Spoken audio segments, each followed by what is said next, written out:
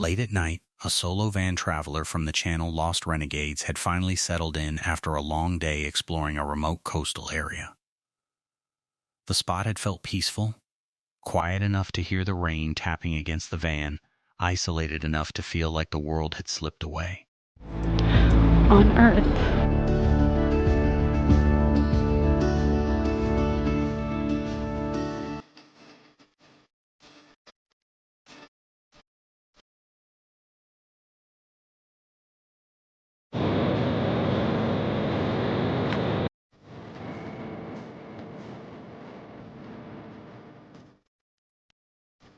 Do you have a place that just makes you feel?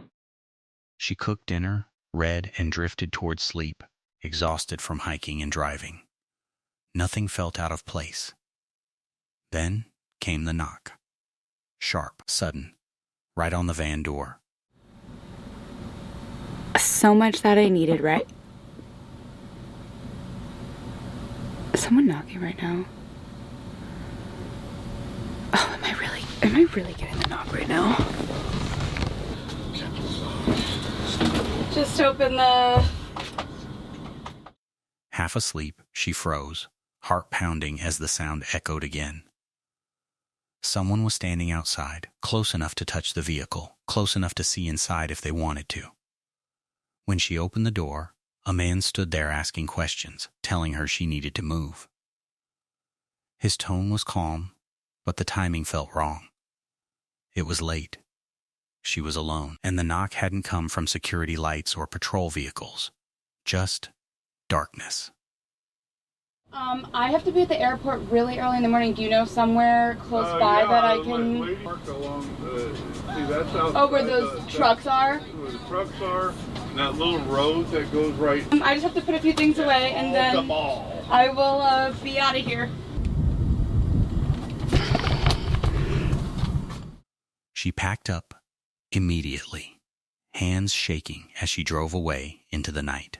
No confrontation, no explanation, just the realization that solitude can vanish instantly, and that sometimes the scariest encounters don't involve chasing footsteps.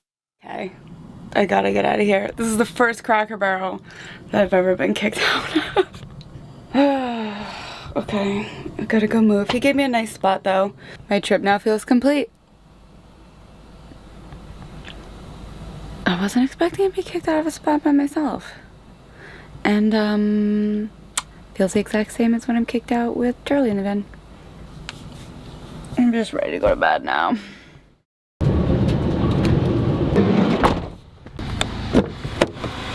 Thank you. It's time to go see my boys. Only the sound of a knock when no one should be there. The footage comes from Fenna van life, a couple documenting farm work and van living in remote areas.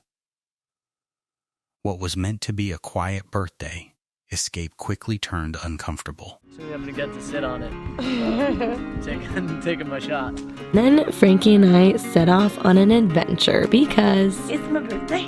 It's my birthday. we went on this glorious hike, and knowing the two of us, things got a little bit weird. Nice! So get ready, because it's going to be a fun week. But first, we got to get to... After finishing a long hike near Mount Hood, they parked their van in a secluded forest clearing. Rain moved in overnight, trapping them inside. The woods were dark and silent, until shouting broke through the trees. Like it said there was a view of it, but I didn't think it was like that. We're going to make some breakfast. We had some protein pancake mix that Frankie's sister gave us. Farm fresh eggs from Little Green Lives with Canadian maple syrup. Excited about that. Yeah. This is my birthday cake. This is as close to birthday cake as we're getting today. Birthday pancake. Do you have any candles? Like big ones. I'll sing happy birthday to you with my beautiful voice. Dear Alex, You're gonna start. happy birthday. A man suddenly appeared outside their van, yelling accusations and profanity. From inside, Alex watched through the window, unsure if he would leave or escalate. With no cell service, and no nearby help. The situation felt fragile. And we had a nice, wonderful day yesterday. We did have a little bit of a, I guess you'd call it, altercation. Frankie did an incredibly excellent job of diffusing the situation. The guy actually came up and yelled like the F you guys. And I was just like sitting in bed looking out the window like, What the heck? Like, F me? I don't know what you're talking about. Yeah. And Frankie popped out, still wearing his underwear, and was like, hi, how are you? Like, how can we help, like, make this better? I guess he was all upset that people come from out of town and create garbage and bring this sickness over here. I let him know that we're not those type of people and that we actually clean up after other people. And Frankie stepped outside to confront him, calm and composed despite the tension. He explained they weren't there to cause harm, that they cleaned up after others and respected the land. For several long moments, the argument hung in the air. And sort of just diffuse the situation in a very nice way. I think he saw the Florida license plates and was like, Florida man. "Wah!" Like he just went all the way up. But after we talked to him for like 2 seconds, he was like, okay, thanks, bye. But with all that being said, we're gonna move on, and this morning we're gonna have some tea and we're gonna go find a spot to do some yoga. We're gonna have a tea yoga hike, I called it. Yeah. So it's gonna be Tea yoga. tea yoga hike. Yoga hike. Okay. Then, without warning, the man backed away and disappeared into the forest. By morning, the peace was gone. They packed up and left early, reminded that isolation doesn't just mean being alone. I just felt the raindrop. No. Yep, and it'll be right in the lip. Oh no. Just got set up. Oh, we could do rain yoga.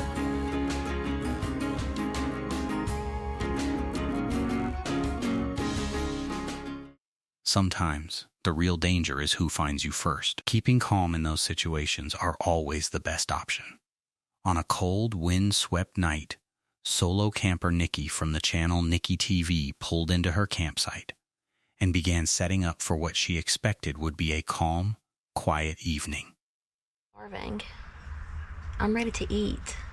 So, let's get...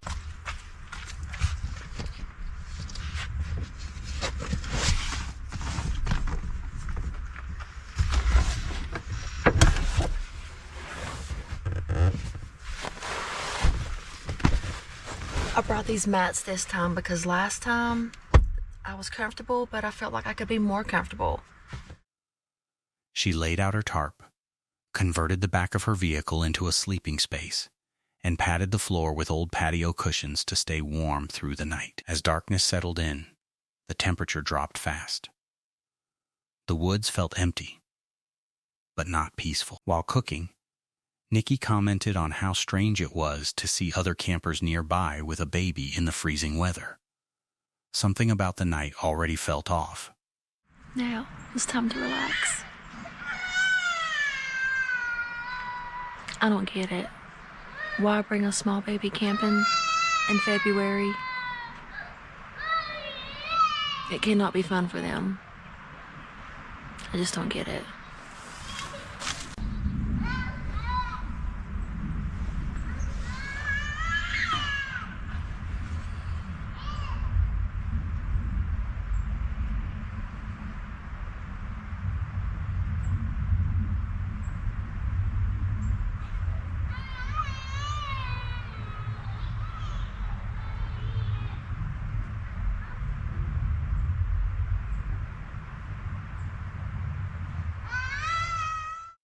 She retreated into her vehicle, changed into pajamas, and tried to sleep as the wind began to howl. All night long, powerful gusts slammed into her tarp, shaking the car and rattling the silence. Every blast sounded like something tugging, testing, trying to tear its way in.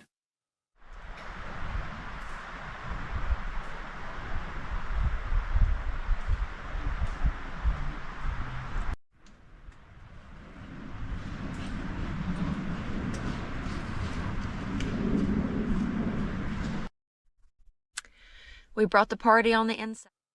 By morning, the wind was worse. Nikki lay awake, hoping her shelter hadn't failed overnight. She packed quickly, skipped breakfast, and left early, ending the trip not because of wildlife, but because the night refused to let her rest.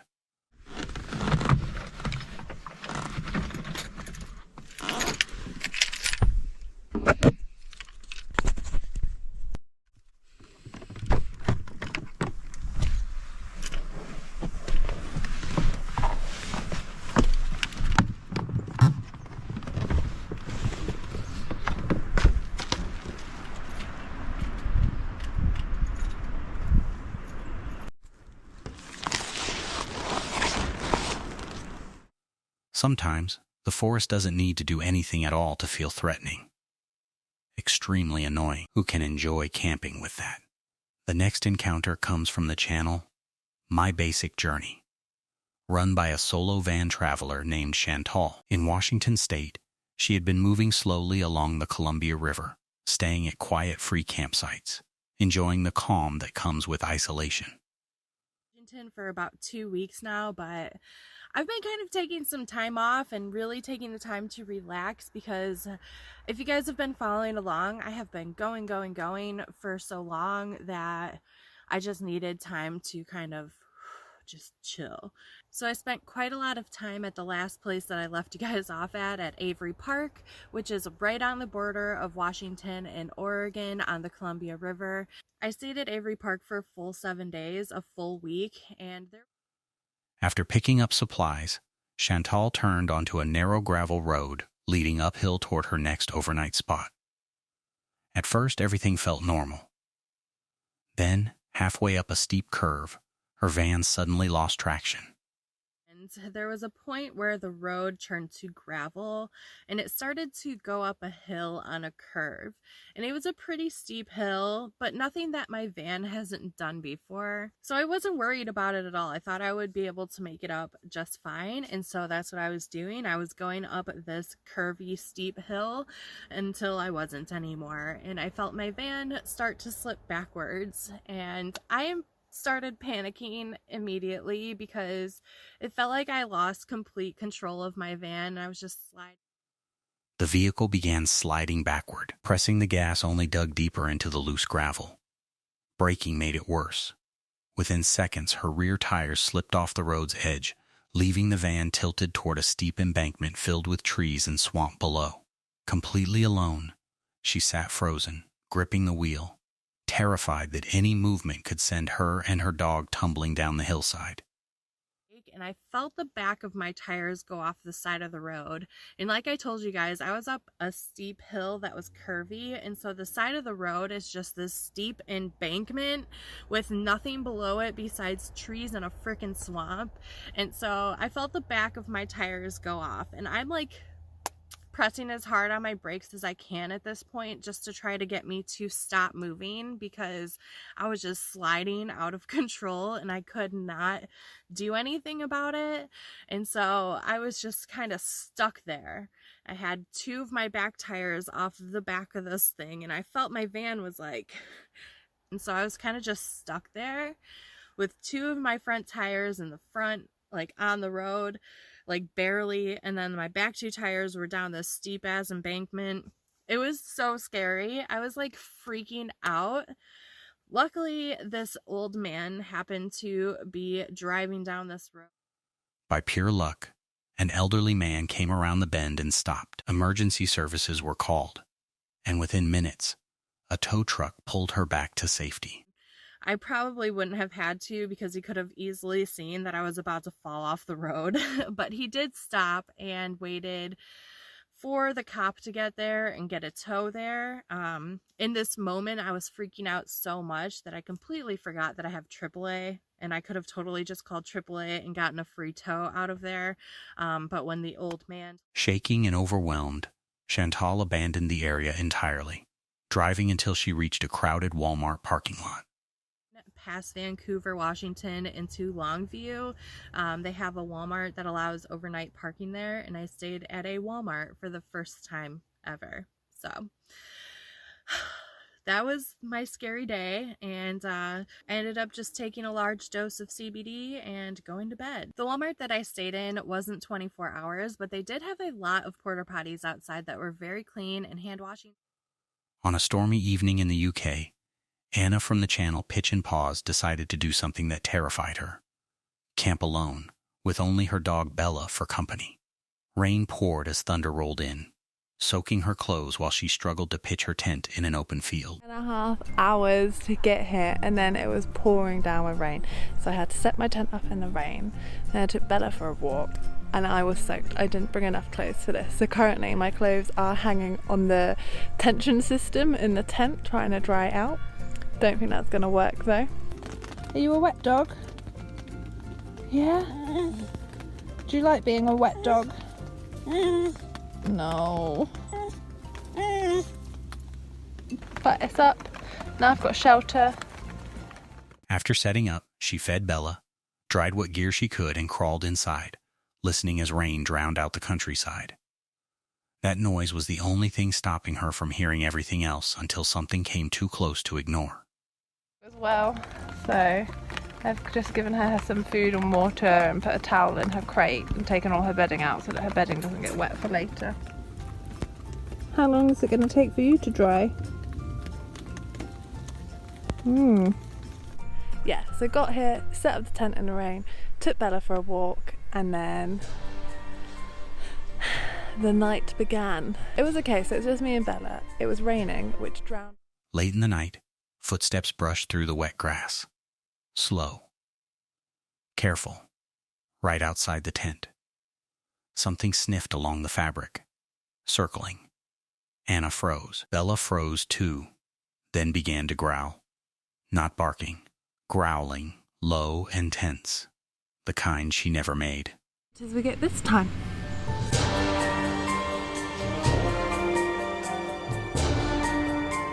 Blair Witch Project style filming. I'm out in the field with Bella, waiting for her to go for a poo. It's very dark and scary.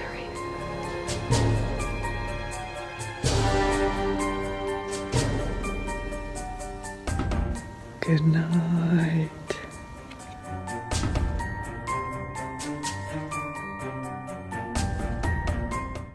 The unseen animal lingered, breathing, moving just inches away.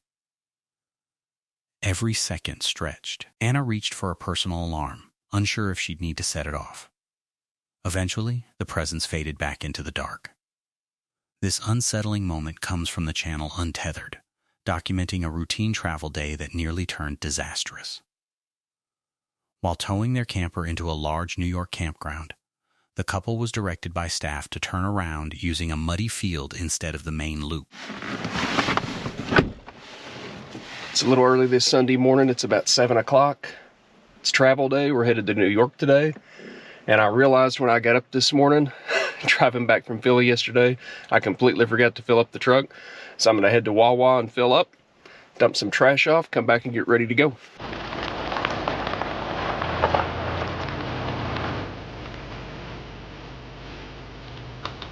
Let's go to Wawa. Trusting the advice, they proceeded without walking the area first, a decision they would immediately regret. As the truck began backing down a steep, rain-soaked incline, traction disappeared. The trailer started sliding toward a deep ditch, while a low-hanging power line loomed just feet above their air conditioner. Every attempt to brake caused the rig to slip farther. At one point, the truck briefly lost control entirely, drifting backward with no clear escape. We're going up this hill. We're not sure what the rest of this road looks like, so it's awfully muddy, but we're gonna try to back into this. The issue I ran into there is that the angle was a little bit too sharp. The grass was way too muddy. Angela was trying to tell me, and finally I saw it in the backup camera, that I was backing off into a mud hole. Whoa, hang tight. You've got a really big drop off right behind you, so you need to cut your tires, truck tires, pretty sharp. And we all know if you sink the tires on this trailer to the point the axles are on the ground, you're calling a wrecker, which I was trying to avoid. The other issue I ran into is on the driver's side of my truck as I was trying to cut and back around this. If I got too aggressive, I was going to drop the front tires of my truck off into a deep ditch, which again, you're calling a wrecker and potentially doing some damage. You got it. It's just really muddy through here when they get stuck. Get in.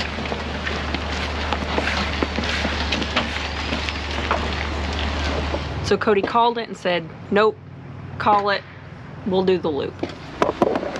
To make matters worse, a bystander began shouting encouragement, distracting them from the real danger, snapping a live power line, or rolling the trailer into the woods. Communication between the couple became critical as they inched backward, foot by foot, fighting gravity and mud.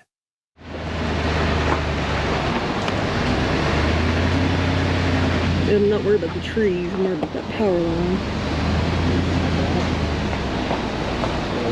We're not going to clear it.